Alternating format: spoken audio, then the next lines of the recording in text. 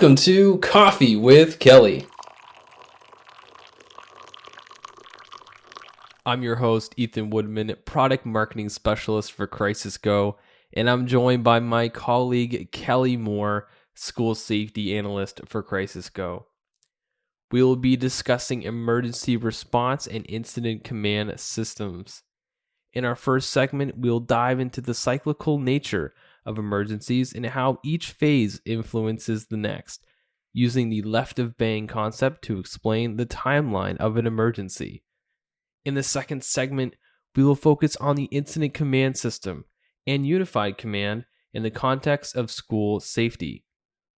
We will explain the organizational structure of ICS, the roles and responsibilities of each section, and how the unified command system is used when multiple jurisdictions have legal mandates that are technically responsible for what's happening during an emergency. So stay tuned as we dive into the world of school safety. Well, good morning, Kelly. I feel like it's been a super long time since the last time that we've chatted. How's life been for you? Good. Busy, but good. It's been a couple weeks. Yeah. Anything exciting? Just the usual Kelly stuff. Yeah. We wrote some what I call bonus blogs, one on swatting. I'm doing another one on including those with disabilities in your emergency plans and what that means to people. So that's coming up shortly.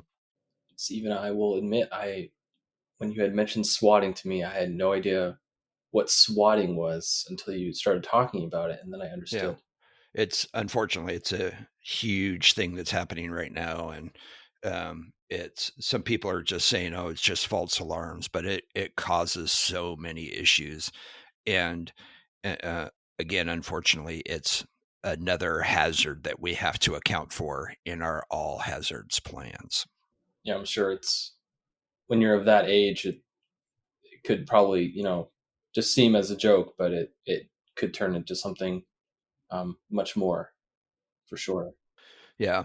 When we're talking about just the trauma, all right, people complain about the trauma and all that's caused by doing drills, pre-planned, notified, and all that.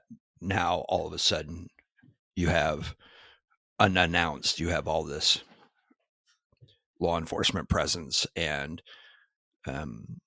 so forth that goes along with that kind of call. It's a huge thing. So, yeah, we'll talk about it later, next podcast or two. Okay, sounds good.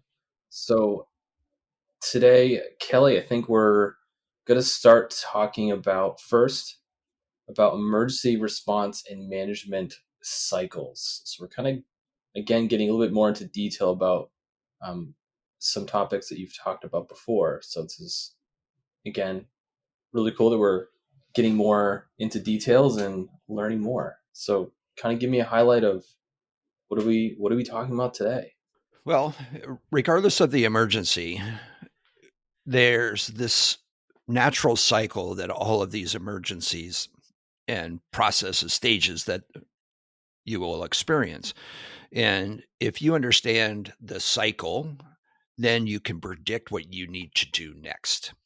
And it helps with even those who are moderately involved or knowledgeable about the process. It helps them pre-plan the next step so that you can really work through these problems much quicker. And we have to look at the acknowledgement of the triggering event is not necessarily the start of the event. And we'll get into real briefly the concept of left of bang and right of bang. And we'll discuss that a little bit. In your blog, you give a definition of what an emergency is. So you write that an emergency is any event or situation that is likely to cause or has caused significant disruption, injury, and or death to one or more people. So one of my first questions for you is, what designates as like disruption? Can you give me some examples of what that may look like? Sure. Let's use this scenario for a disruption. You're at your commencement ceremony for graduation from high school, and some senior decides he's going to light off a series of firecrackers.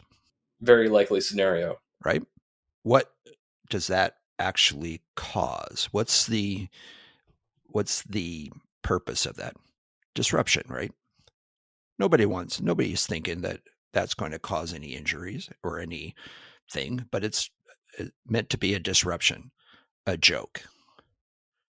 But in today's day and age, those firecrackers are going to sound like gunfire, and you're going to have a mass panic. That's very right? true. So Yep.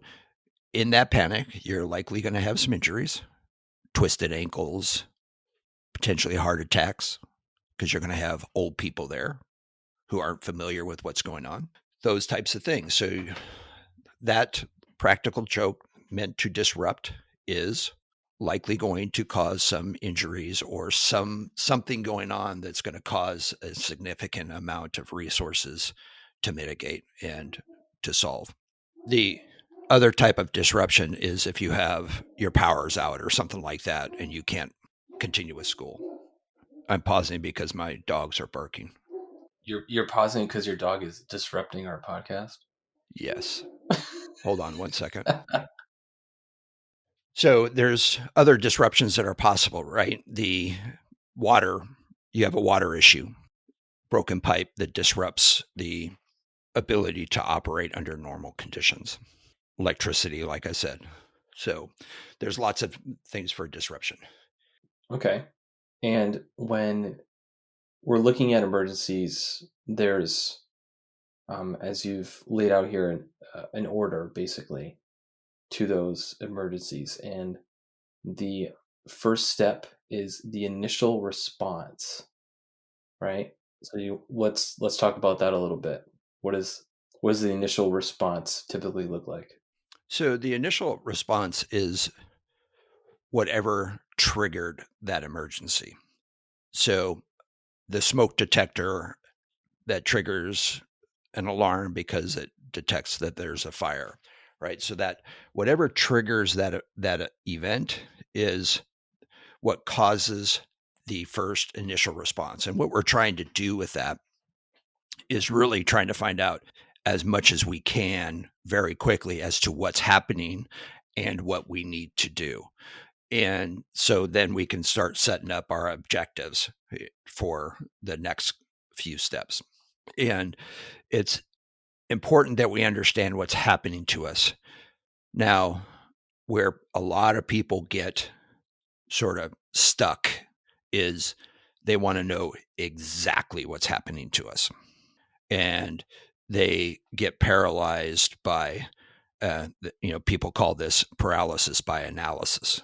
They want to have all the information as opposed to enough information to make a decision. And so what we're trying to do is get enough information so that we can make a good decision to protect our staff and students.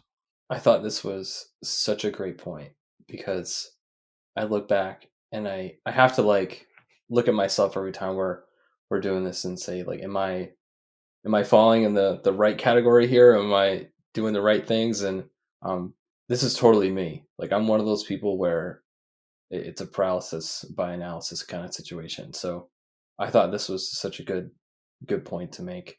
Yeah, so that's actually called heuristic.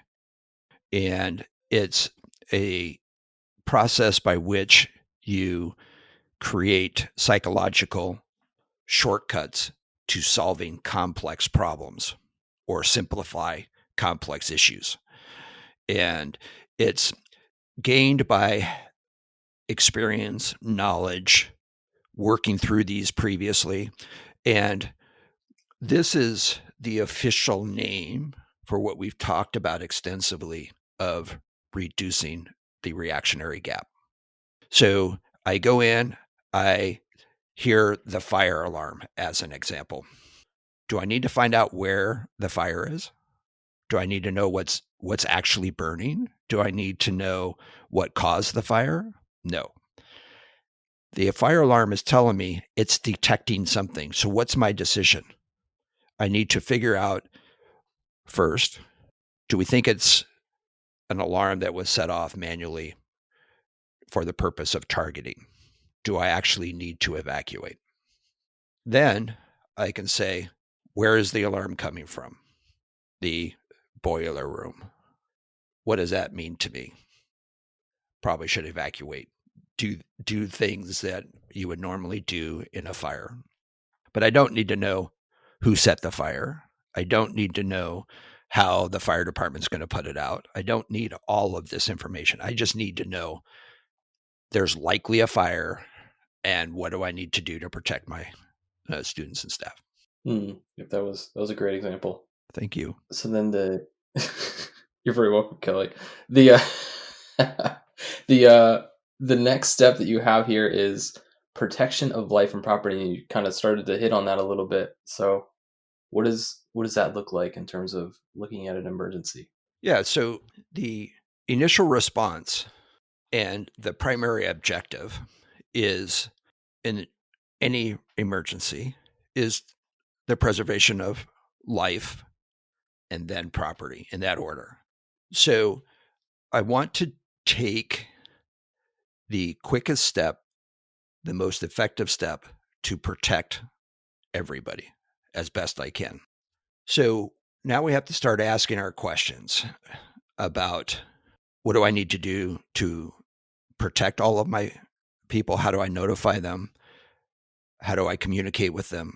How do I account for them? How do I do all of these things that I need to protect them with the objective of protecting them? And can I do something if I have everyone in a protective action? They're evacuated from the fire, or they are in lockdown or secure or sheltering, whatever the case may be. If they're all in a safe place or as safe as can be expected under the circumstances, can I start accounting for them, finding out who needs what, who's injured, where are they, what are the injuries, those types of things. But the reality is in order to get them into that emergency protective action as quickly as possible, we have to notify them. So how are we doing that? And getting them into that emergency protective action is likely the most important step that you take as soon as you figure out what you have. And because we know there's this gap between when we call 911 and when they show up. Now we can discuss what that gap is, but average, I think we talked about this a podcast or two ago, is about 8 to 10 minutes. And we've seen this in recent events. That's a long time. So you don't necessarily need to make that 911 call first. You need to get everyone moving into a position where they can protect themselves or they're protected by the position that they're in. Then you call 911. Obviously, with today's technology, we can do both at the same time, and that's ideal. So you can send an alert and trigger a 911 response at the same time. So that's ideal. But if you have a choice and you have to do one or the other, your first should be getting everyone into this emergency protective action. And then as soon as that action has been initiated, then you can call 911 or have somebody else do it while you're still working on moving people to safety. That's great. Yeah, because I feel like there's probably definitely some scenarios where you've always been taught like just call 911 and that might be your first action, but you're not taking care of the crisis at hand that you can personally kind of address beforehand. So that's a great point. So if we take the primary emergency that we're all talking about, active shooter, active violence, Sure. If you press 911, how long does that take? A couple seconds. But then you get on the line and somebody has to tell you what's going on. You have to tell them what's going on. They're going to ask questions. Where are you at? Who are you? What's happening? Where are they at? All of these processes. And then you take into account the general culture of schools where everything has to run through the administration before you call 911. So now you're talking, explaining everything 2 or 3 times, or the person who's actually calling is not the person who has all the information.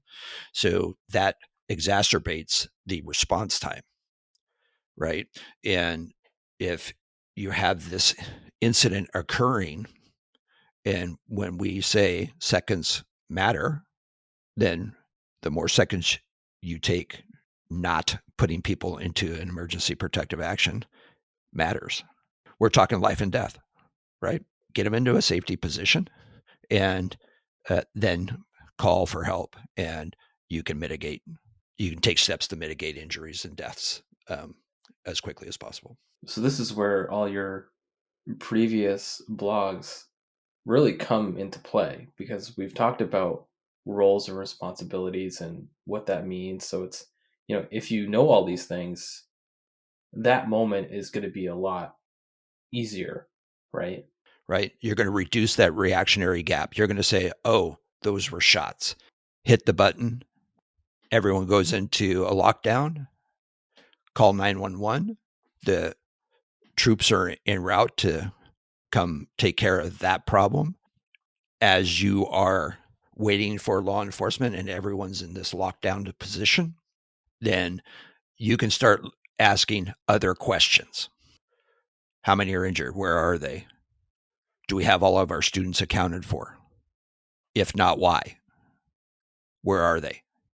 You can start asking all of those questions. What are you seeing? You can put that out to the staff. What are you seeing? What are you hearing? What are you smelling? What do you need from me to keep you safe until law enforcement comes and handles that problem? All of those questions. What am I going to have to do next? Right? It's not for really productive for us to just press the button and just wait. We need to start thinking about, and that's your job as a leader on your campus, whoever's has that responsibility. That's your job to start putting everything into motion without getting tied up into the details of exactly what is happening. Does that make sense? Because now we're going to, at some point, law enforcement's going to have to, they're going to show up. They're going to want to know what you know. Fire department's going to want to know, right? Which leads us to the next step here, called incident stabilization. Right. Yeah. So law enforcement's going to come. You're going to tell them, this is what we know. This is where we last heard from or saw them. You can pull it up on our video. You can do whatever, or we can direct you to where you need to go. They're going to go isolate the threat, whatever that means, given the circumstances. Once they can do that, then now we can start bringing in the fire department, the emergency medical people, and treating injuries, triaging the injuries, starting to accurately account for everybody so we know exactly who's where and what's happened to them. And we can start moving into the phase where we start evacuating people from the building. We can start working on the reunification process. We can start really managing this event and the aftermath of this event and what that's going to look like. That initial response is that first response phase, as we talk about in the FEMA guidelines. But now we're going to have to start managing this event. We're going to really have to start worrying about all the details. Parent notification, instructions to the parents. What do you want them to do? Who, if you have injuries, where are they going to? Who's going to notify the parents of those or family members of those that were injured? That's the stabilization. It's no longer a threat, but now we have lots of work to still do. How important do you think parent notification is during these processes? Is that a rhetorical question? A little bit. Right. I will tell you, this is one of our biggest issues in school emergencies Really? because of the status and the knowledge that people have around incidences at school. In the school district that I worked for, if there was an emergency vehicle on campus, they had to notify the district office cabinet. Somebody at the district office had to know that there was a fire truck on your campus.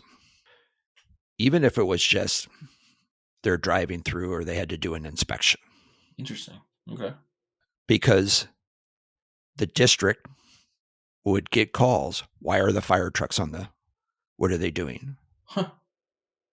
Like from parents nearby or whatever? Yep. Wow. Or I was leaving campus and I saw a fire truck coming in with its lights on. Well, little Johnny broke his ankle at football practice. So we had to address that medical emergency. But people tend to go to worst case scenario. Yeah.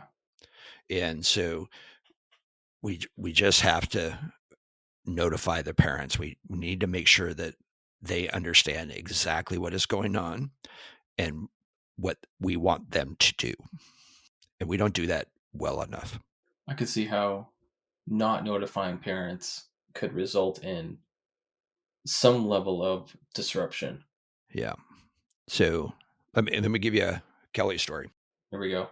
One of my first jobs when I retired from the sheriff's department and went to work for the school district was to meet with a parent group who were upset about how a principal at a high school handled what was thought to be a gang issue. If you sat down and looked at what the principal did, you'd probably say, that was reasonable. But he refused to communicate to the parents, hey, we're having this issue and we're on it. We have the sheriff's department coming in, helping us with this. We have all the resources we need, but we just wanted to let you know that we're having these issues and can you please talk to your kids about this? And this is what we want you to say. Nope. He held to that position. This is my job. I handle it. I don't need parents' involvement. He was fired. I'm sure the parents were just ecstatic. Right? He was fired. And he lost the confidence of this parent group. And this parent group went from the high school, this one high school, to all of the high schools and all of the middle schools having the same issue. Wow. Right? So I had to work with the parent group and it was easy. I'm saying, hey, this is what we're going to do. And this is how we're going to do it. And we're going to do it at all of the schools the same way.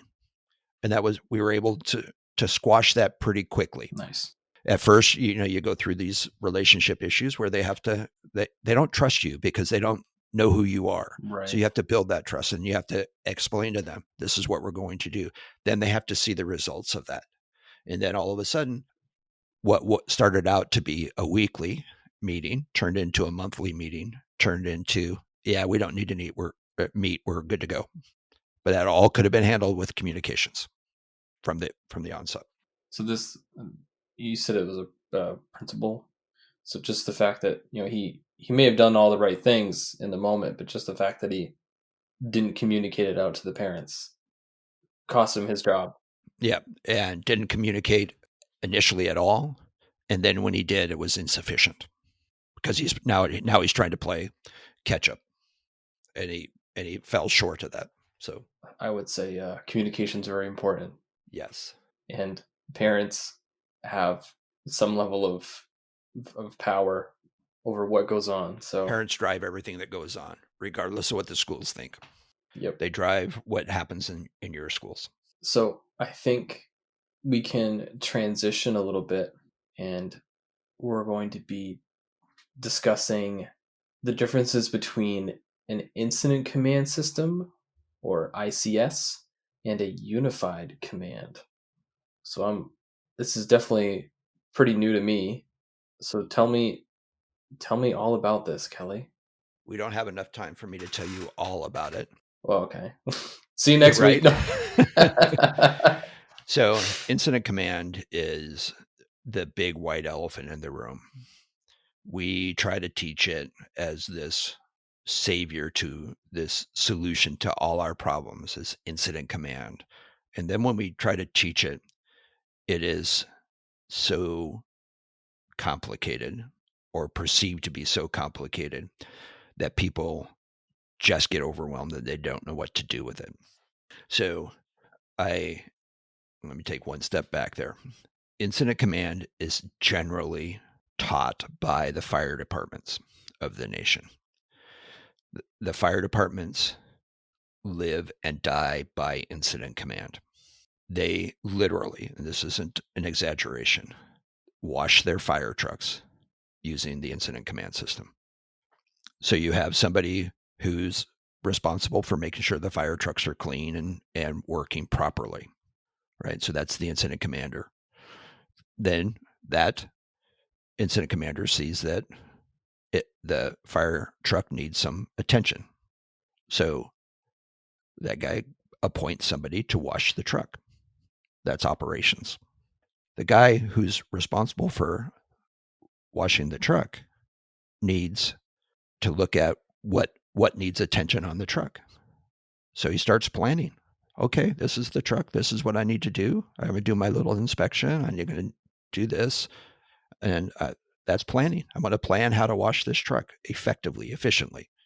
But in order for me to do that, I need buckets, sponges, soap, chamois, whatever else. So the ShamWow, right? Yeah. And I need to get those from the supply logistics. And because I'm using materials, supplies, because I am using my time to wash this truck, because I was ordered to wash the truck, I need somebody who's accounting for all of the administrative functions that go along with it. How long is it taking me? How much are the supplies costing? What happens if I get injured? So then that's your fourth function: administrative, finance, HR stuff. That's incident command. So the definition from me is, and I had to create my own definition because the fire guys live and die by this. They know all the numbers to all the forms. They teach it in the academy. They understand it. But law enforcement, they have an idea, but they don't use it every day. I mean, they use it every day. They just don't identify it as such. And so you have to teach ICS differently to different people. Don't teach law enforcement like you teach the fire guys. Don't teach the school districts ICS like you teach the fire guys, because they use it once or twice in their entire career.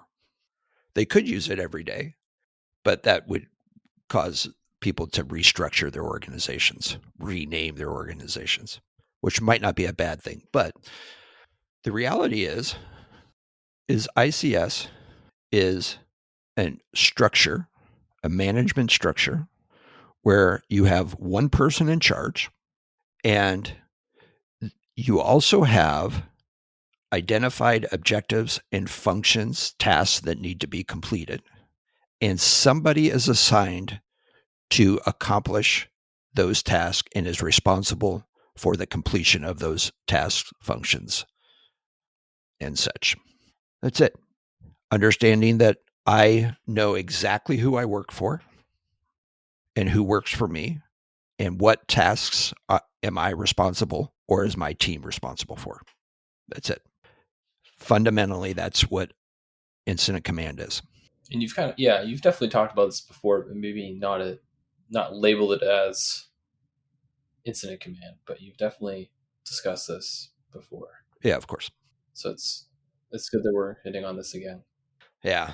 People just get scared by those three initials, incident command system, ICS, because it's taught like you have to be very strict to this. You really don't. And I have lots of experience in the incident command where parts of the incident in these very large natural disasters that I've been involved with, where everything was done by the book.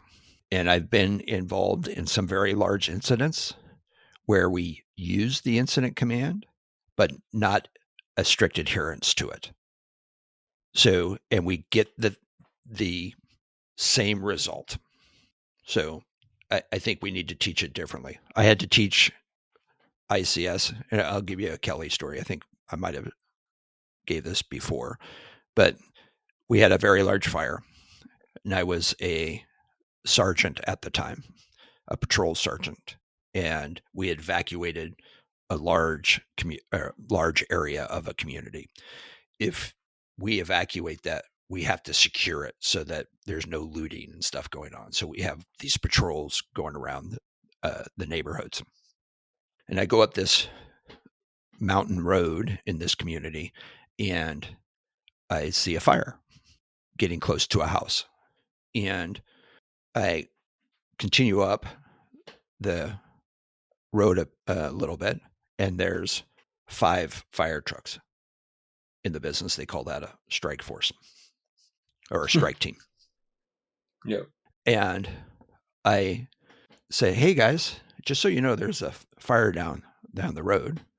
And they say, yeah, we understand there's a fire. I says, yeah, but it's close to a house. Oh, okay, we'll report it. And I said, okay. I thought they would just get in their trucks and go down there and put out the fire. And then it dawned on me when they said this. They said, hey, can you do me a favor and tell your guys to stop reporting fires? We know there's a fire out there. We're here because there's a fire out there. We'll let them know, and then they'll let us know if they want us to put it out. And I just go, oh, okay, great. So it dawned on me at that point that if they called in and they reported the fire that I had seen, and their command didn't redirect them there, and their command didn't talk to them for 3 days, if you went back to that spot in 3 days, they'd be sitting there waiting for something to do, because the incident command controls everything that's happening. If I take that same scenario and I told a patrol deputy, hey, there's some looting happening at 1234 Main Street, go check it out. That deputy would go up there and he would say, oh, there's nothing up here.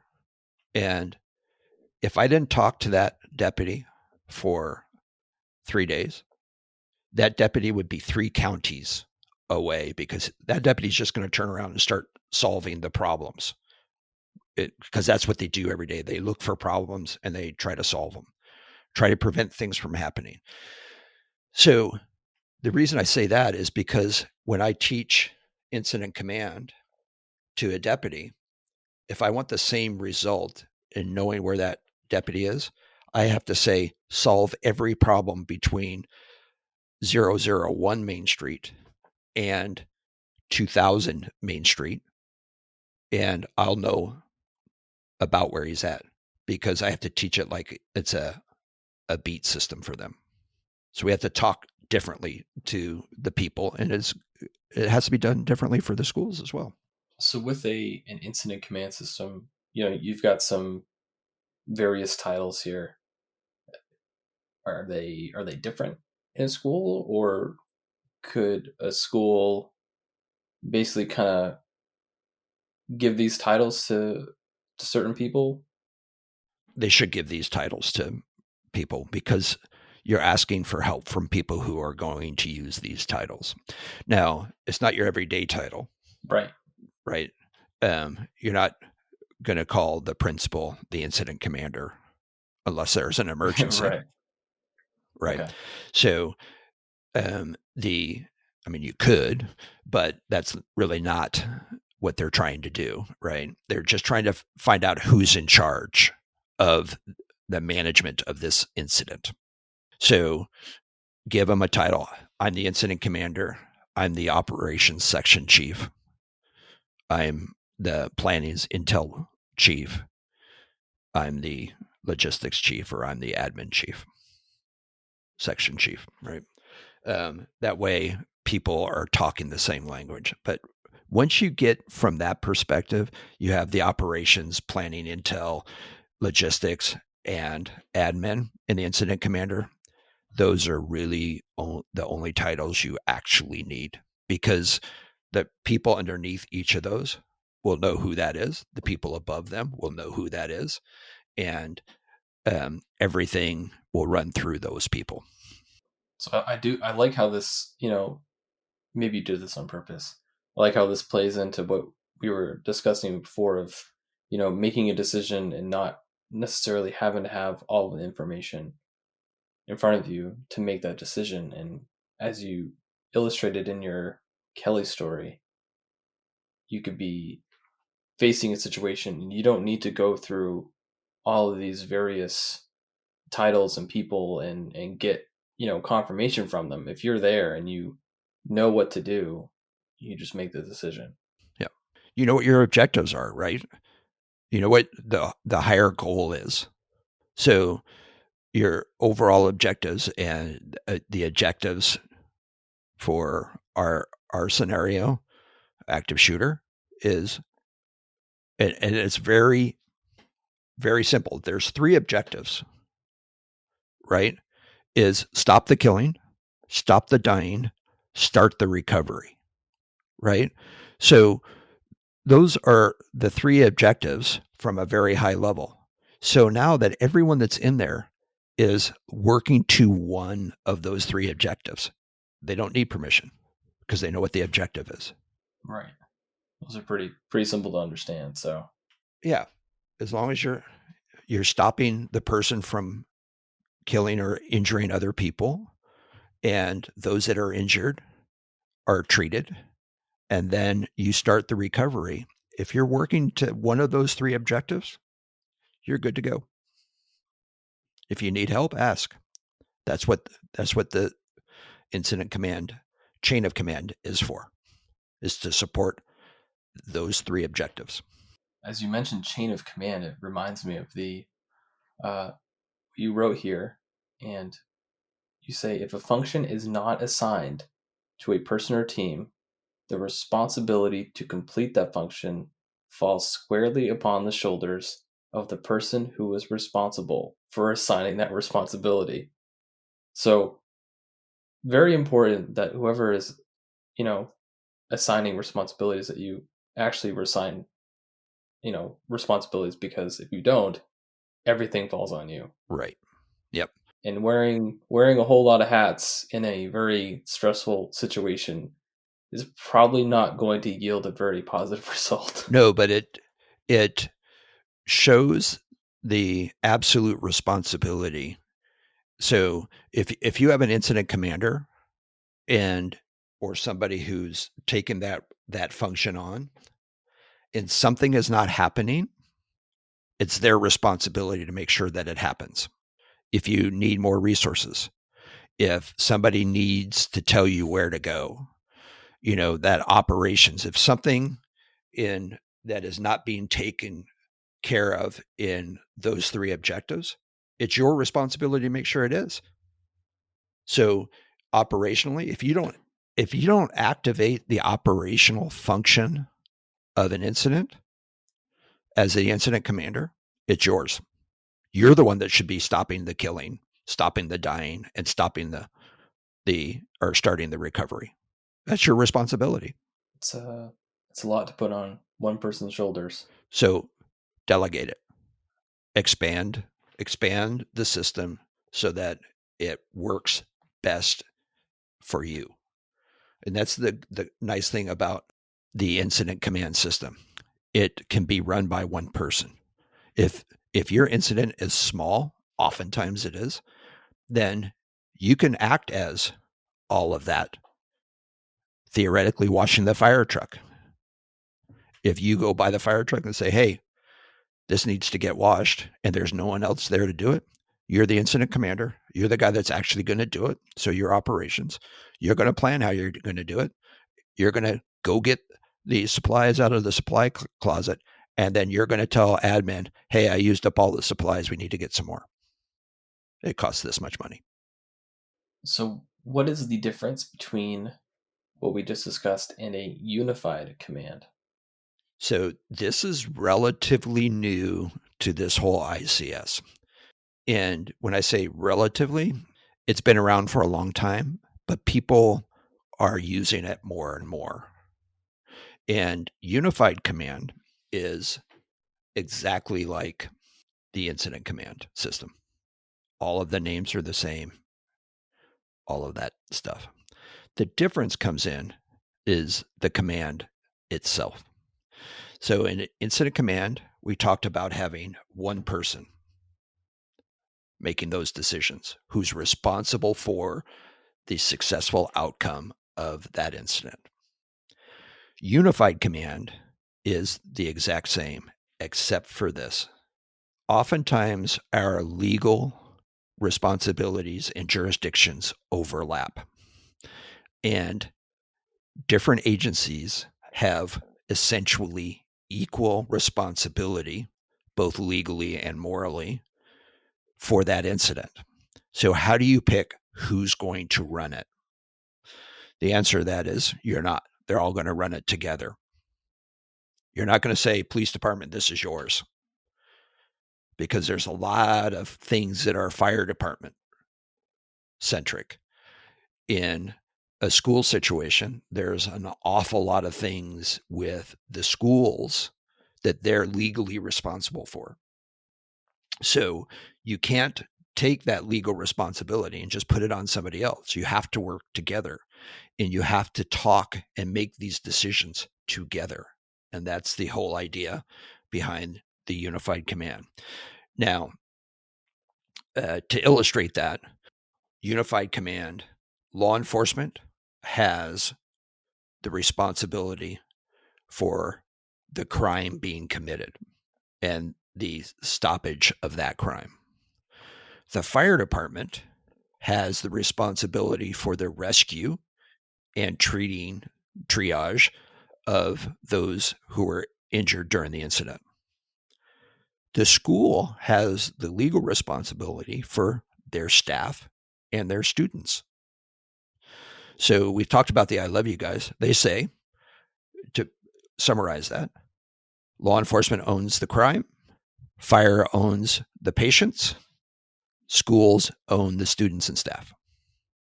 So when we're making decisions, we tend to make decisions based upon what we're familiar with and what our responsibilities generally are. So if we're going to make the best decision for this incident, we need the input and how our decisions are impacting the other entities. We need their input on making this decision. So I could imagine that not working with your local law enforcement and fire department and hospitals and etc. could make this a pretty difficult process. Very difficult. And you get some infighting if somebody says, I'm in charge. You know, if you're the first one there, you have to designate yourself as such, because it goes back to what we were just talking about. Yeah. If I don't have somebody to do it, it's me. Right. So I go, hi, it's Kelly. I'm here. I'm in charge. And then the fire guy comes in and says, hi, I'm Dave. I'm in charge. And the school system comes in and says, hi, I'm Ethan. I'm in charge. And they're all working independently. That doesn't work either, because my cops are doing something that's very dangerous. My fire guys are doing something that might interfere with my dangerous operation. My school might say, it's time to evacuate. but I'm not done isolating the threat. So you can see where those conflicts could be very consequential. Yeah. And so get everyone at the table. Now, this goes back to what we've talked about ad nauseum about partnerships and why it's important that you have a positive relationship with your emergency services partners, your fire departments, your police departments, your if your state police are going to be coming in, they need to be involved with this process. Hospitals, emergency medical services, ambulances, paramedics, those types of people. So you need to have these conversations, and you need to have them often, so that when you have an actual emergency or an actual event, it's not the first time you guys are meeting, because that takes time to figure out and trust people. And if I don't trust you, I'm going to start working at my speed with my people, and I'm going to create this silo.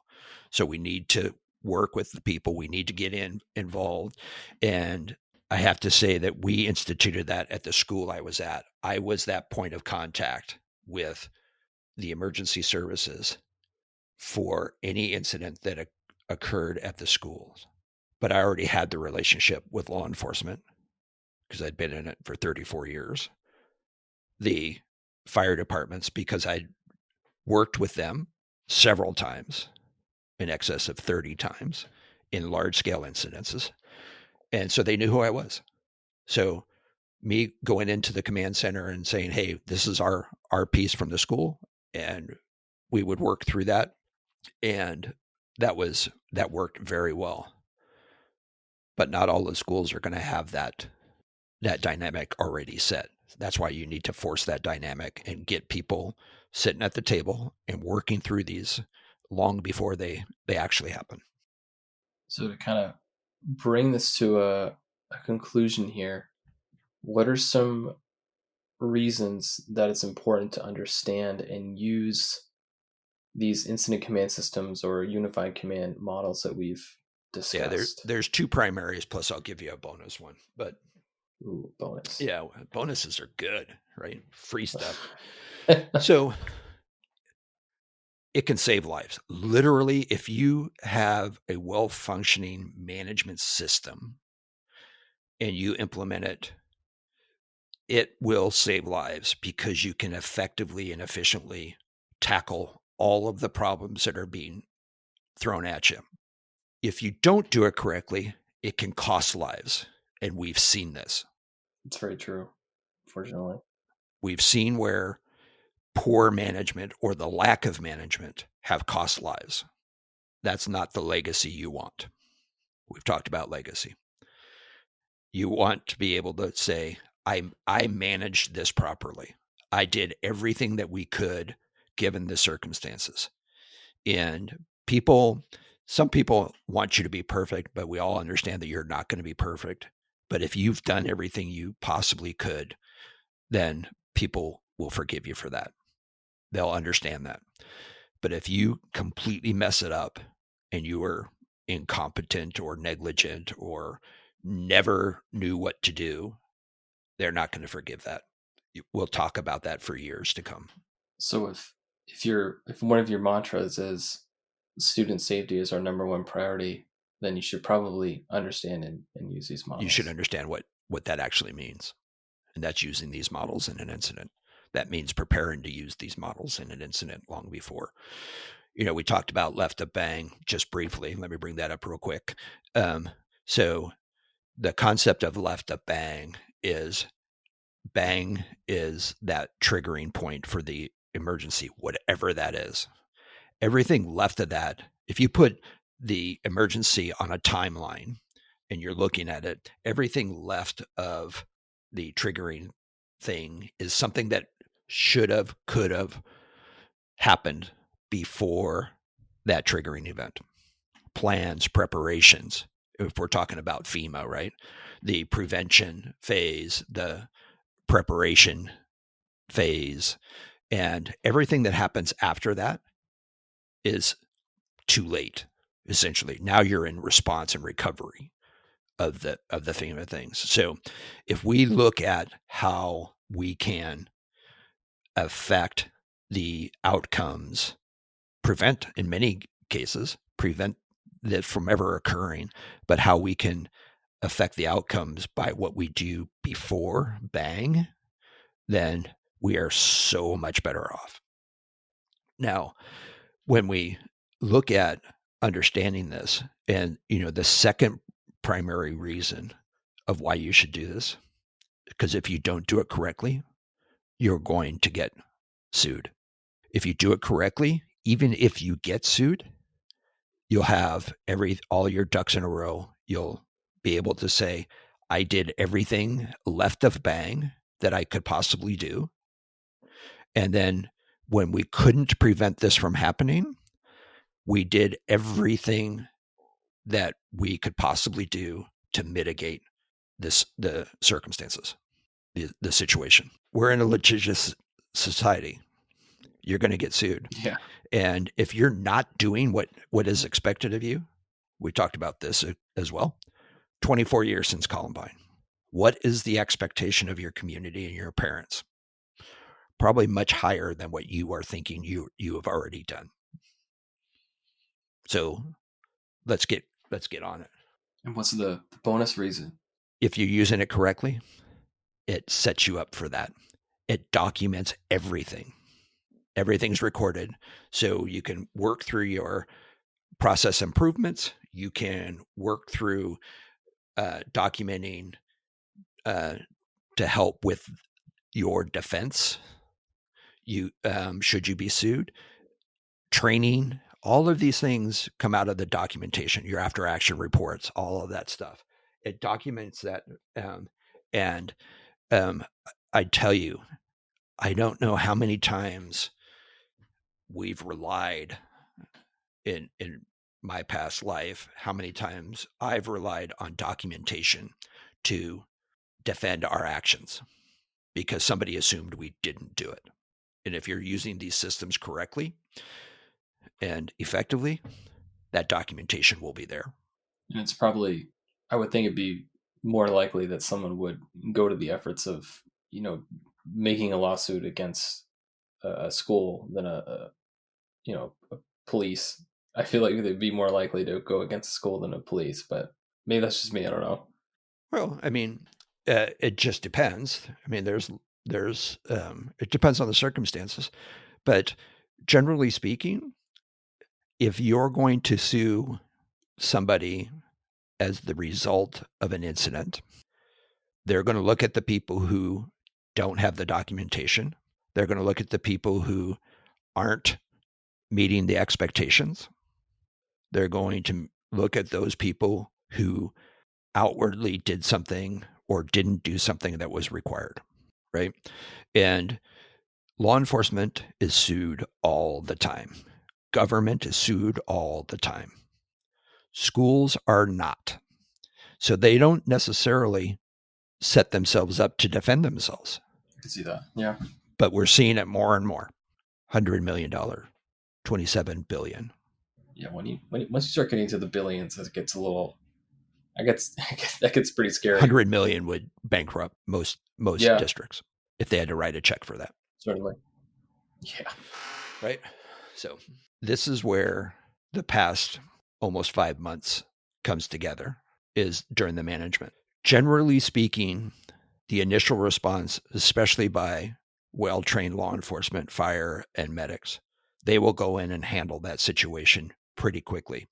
Your job is to protect everybody you can while they're coming and ensure the proper management of that incident.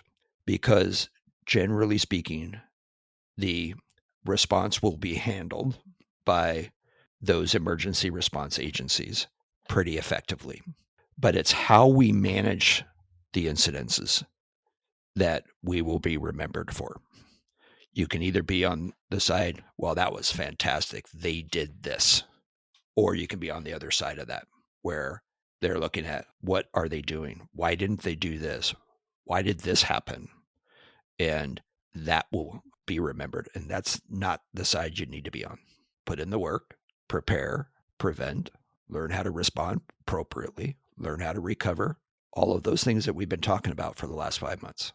If you need any help, call me. Be happy to talk with anybody about this. We'll put Kelly's phone number and address and all of his other information on the website. Go bother him. I put my phone number out there. I don't care. I'll talk to anybody. Leave a message. You really will. I will. Mm-hmm. I can attest to this. He will talk to anybody. Yep. Doesn't cost me anything to talk.